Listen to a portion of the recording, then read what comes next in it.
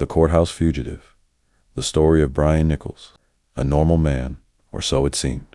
Before March 2005, Brian Nichols seemed like many other young men trying to make sense of a difficult life. He was born in Baltimore, Maryland, and raised in a strict household. Church on Sundays, rules, discipline, sports. He was smart, athletic, and often called a gentle giant. But behind that calm exterior was a storm waiting to break.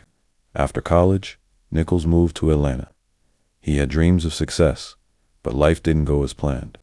He struggled with relationships, job stability, and eventually found himself in trouble with the law.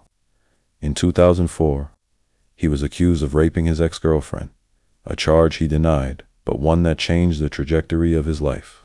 The trial that never happened. On the morning of March 11, 2005, Nichols was scheduled to appear in Fulton County Superior Court for jury selection in his rape trial. Wearing a white shirt and blue slacks, he was escorted by Deputy Cynthia Hall to a holding cell near the courtroom. But what happened next would shock the entire country. While in the holding area, Nichols somehow managed to overpower Deputy Hall. He beat her brutally, took her gun, and left her unconscious. He then disguised himself in her clothes and slipped into the courtroom with murder on his mind. Blood in the courthouse.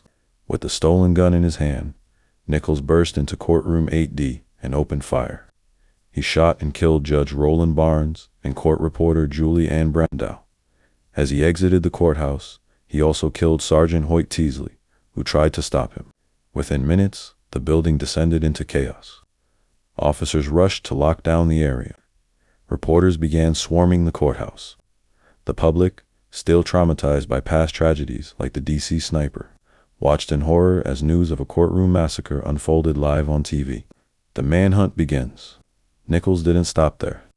Outside the courthouse, he carjacked several vehicles and evaded law enforcement in a citywide chase.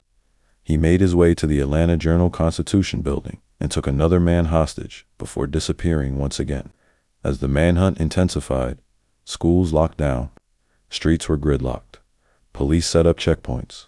FBI, U.S. Marshals, and every law enforcement agency in Georgia were on the hunt. Nichols had become the most wanted man in America, the unknown hostage. What most didn't know was that Brian Nichols had taken a final hostage. Late that night, he broke into the Duluth apartment of a young woman named Ashley Smith, a 26-year-old widow and recovering meth addict. She had just bought cigarettes at a convenience store when Nichols forced her back into her apartment at gunpoint. What unfolded over the next 7 hours was something no one could have predicted, not fear.